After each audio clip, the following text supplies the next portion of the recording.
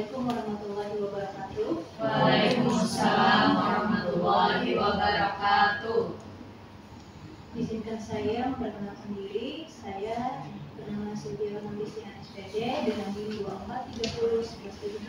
243011172596, bidang studi Bahasa Indonesia PPG Jabatan gelombang kedua tahun 2024. Saya melaksanakan seminar PPG dengan pemanfaatan media virtual dan pengaplikasian mata kuliah pengembangan tentang peserta didik dan pembelajarannya.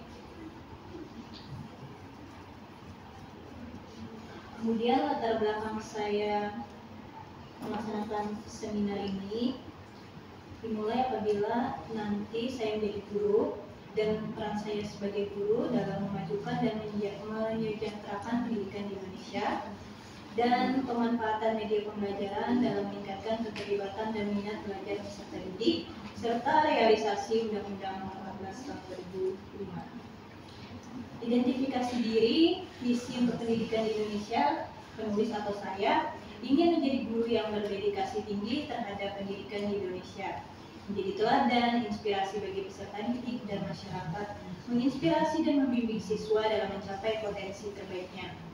Penulis atau saya juga berharap dapat menjadi agen perubahan yang positif dalam sistem pendidikan di Indonesia dengan fokus pada pengembangan sumber daya manusia.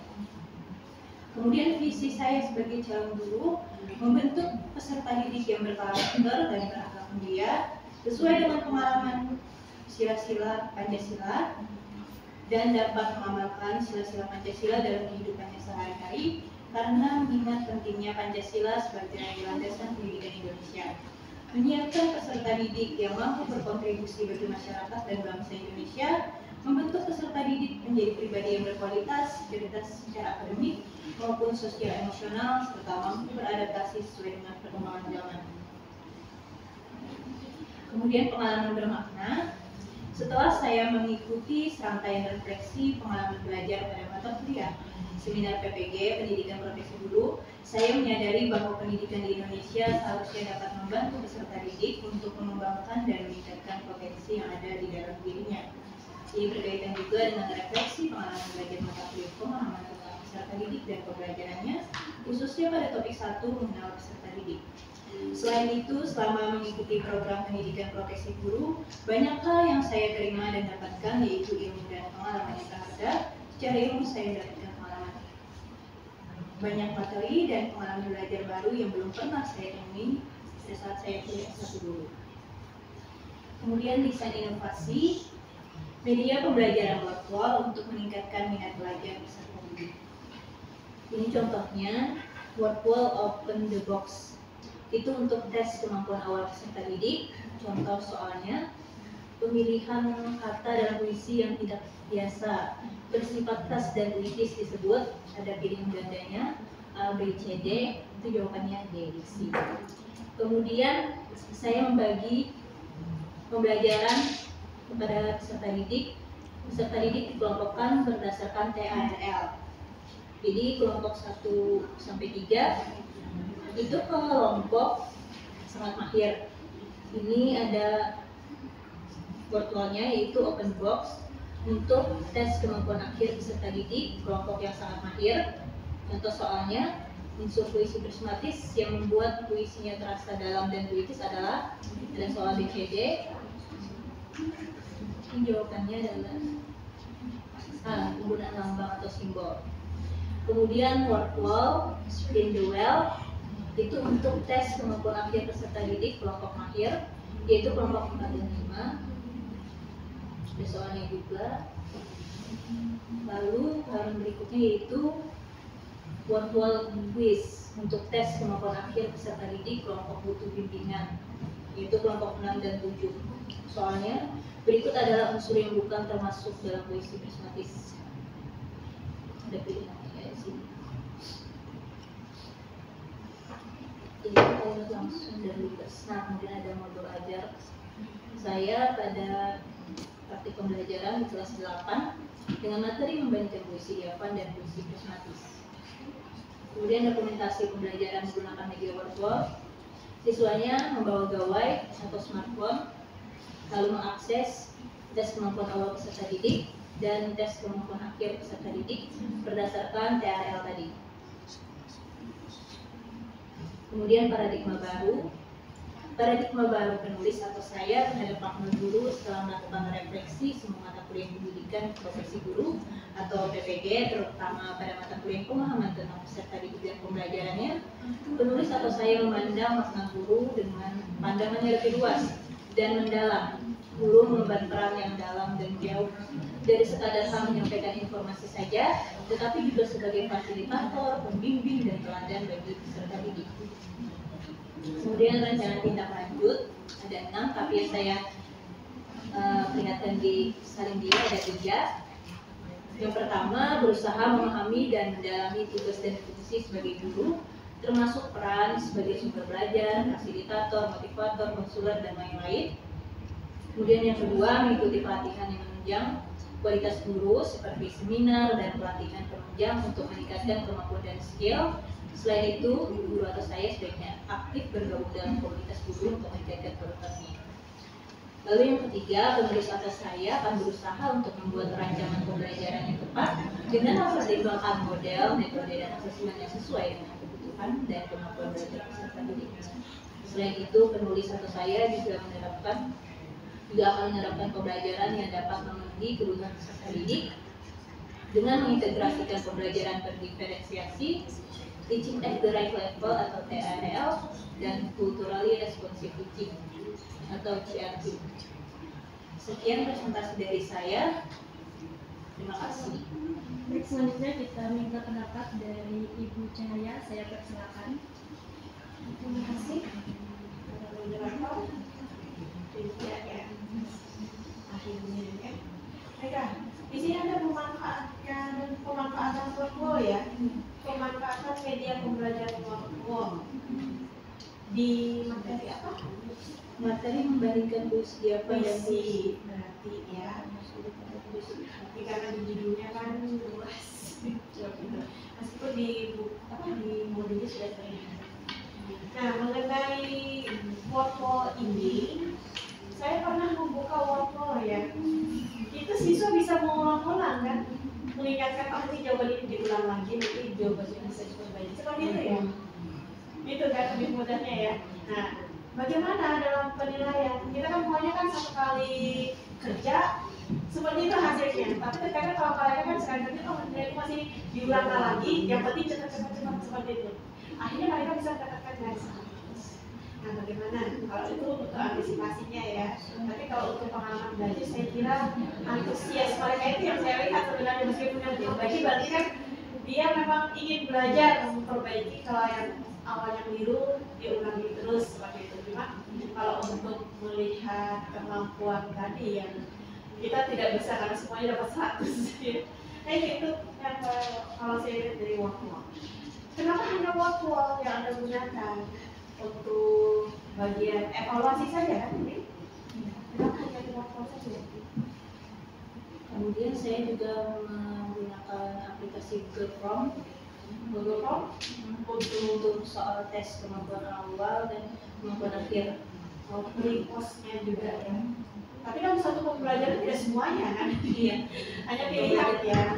Ya, buat berikutnya apa yang tidak kan mereka tidak dijajali dengan apa ibadahnya yang kita pakai ini gitu. Tapi saya kira sudah cukup bagus supaya kita kan siswa itu tidak jenuh. Mereka tidak hanya dengan pulpen atau pulpen dengan kertas yang mereka hadapi, tapi sudah langsung dengan teknologi. Bila perlu belajar itu tidak perlu menggunakan buku dan kertas lagi, tapi semuanya langsung. Nah, di situ kan kita sudah bisa mendata. Dan selain hal itu memang dari workflow itu bisa langsung terintegrasi untuk penilaian. Untuk mudah kita nilainya berapa langsung seperti itu. Kalau di Google Form kan mudah ya. Tapi saya tidak tahu kalau untuk workflow ini apakah bisa seperti itu datanya langsung. Karena namanya kan mereka bisa tulis namanya acak ya. Nah, tapi kalau di Google Form kita bisa minta mereka tulis nama yang lengkap, nantinya kelas berapa. Kemudian kita bisa melihat soal yang paling banyak mereka benar, soal yang banyak yang mungkin mereka masih keliru. Itu bisa sebagai bahan analisis kita. Karena evaluasi itu adalah untuk menganalisis kemampuan belajar siswa. Ya. Itu saja sih yang dimasukkan dari saya. Semoga bisa bermanfaat dan bisa menjadi guru yang profesional ke depan. Terima kasih Ibu atas tanggapannya. Selanjutnya kita mintakan tanggapan dari Ibu Abrina. Saya persilakan. Ada Ibu Sylvia. Kalau nggak salah, mohon maaf Nak. Ibu kalau menurut pemahaman Ibu tadi, mungkin kenapa mesti penilaian? Untuk evaluasi awal dan evaluasi ya. Ibu mau tahu ketika dia di kelas belajar puisi ini kan nggak mudah kan? Ada kata-kata yang sulit, kadang siswa memahami, kadang kata-katanya bermakna. Nah, Ibu mau yang berbagi pengalamannya bagaimana mengajar menulis puisi apa? Membandingkan puisi dia Nah, pengalaman Ibu bagaimana di kelas caranya mengajar itu dengan siswa, apa yang itu tekankan? Itu tidak mau kan sudah tahu jadi evaluasi, tapi materinya waktu dia mengajar materi membandingkan puisi ini dengan yang tadi bagaimana supaya itu ada pengalaman juga. Terima kasih. Jika saya menjawab, pengalaman saya saat itu pada menyampaikan materi membandingkan puisi Jawa dan puisi pragmatis, saat itu juga saya menerapkan pembelajaran bahasa. Jadi puisinya saat itu yang saya bacakan bertema sungai diambil dari antologi buku mahasiswa. Antologi puisi buku mahasiswa ada 2, yang mudah kata-katanya yaitu diapan, yang agak sulit kata-katanya itu sistematis. Kemudian saya bacakan di depan dan peserta didik modelnya Ibu dan peserta didik melihat dan menyimak tentang isi puisi tersebut. tidak pakai penggunaan Media YouTube ada sebelum materi puisi tentang sungai, tapi media di YouTube itu puisi yang umum. Ibu yang mengatakan dan kemudian saya bacakan yang CRT tadi tentang sungai. Di dalam puisi tersebut juga ada pesan atau himbauan untuk menjaga kebersihan sungai. Peserta didik saya minta tanggapannya terhadap puisi tersebut atau pesan di dalam puisi tersebut, yaitu menjaga kebersihan lingkungan sungai. Kemudian yang mana kata-katanya yang lebih mudah itu tergolong puisi diapan, yang mana kata-katanya yang lebih sulit yaitu tergolong puisi sistematis. Kebetulan sekolah ini ditutup oleh wali kota sebagai sekolah adiwiyata.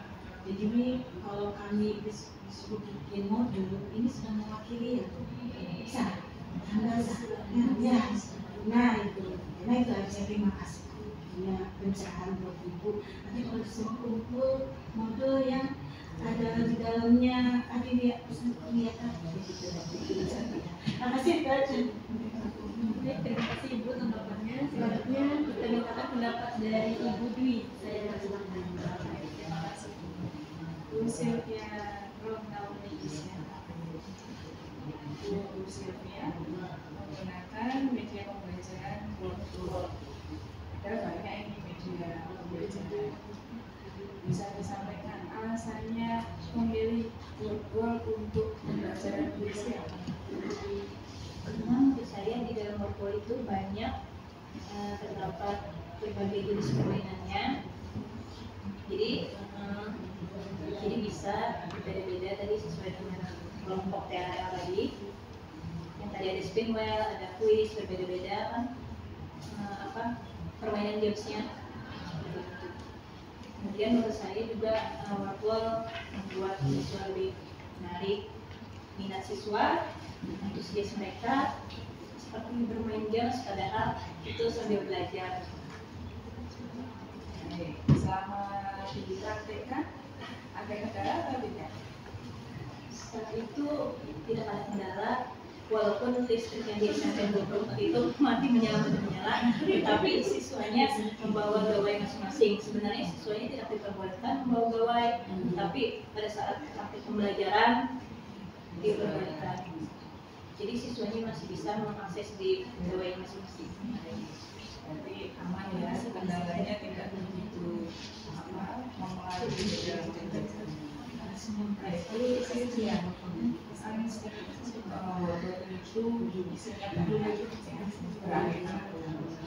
kalau untuk membagikan puisi satu dan lain-lain, ya menggunakan kata-kata dan tidak, jadi bisa diterapkan. Nah, masukkan ke buku Sylvia yang mau tadi sudah disampaikan bahwa pembacanya sudah disampaikan secara langsung oleh ya. Nah, ada nanti kalau ada kesempatan lagi bisa menggunakan model siswanya. Jadi siswanya diberi kesempatan untuk tampil gitu ya. Jadi pembelajaran berikutnya betul pembelajaran berikutnya. Ya, karena kebanyakan untuk puisi ini kan tidak hanya mencari pesan, tidak hanya membandingkan, tetapi juga mencipta, termasuk mendeklamasikan itu nanti ada kesempatan siswanya yang menggunakan.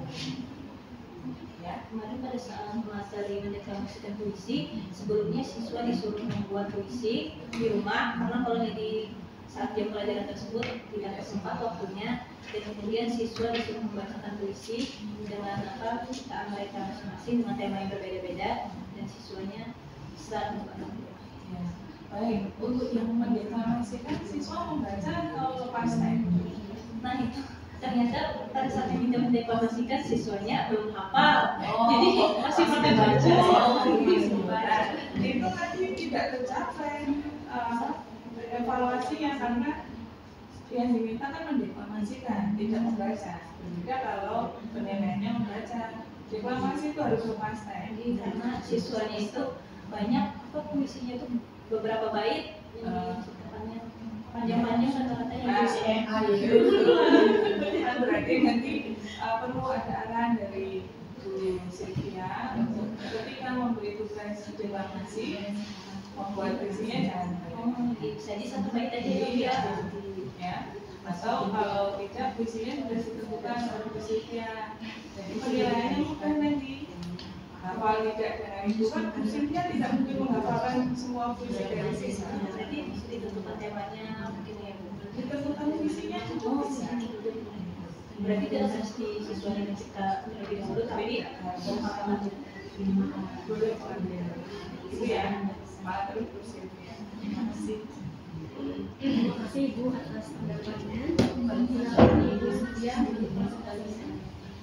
Demikian presentasi dari saya. Terima kasih atas Ibu Pemuji terhadap saran dan masukan teman-teman terhadap semuanya dari saya. Terima kasih terhadap teman-teman yang telah menyimak presentasi dari saya.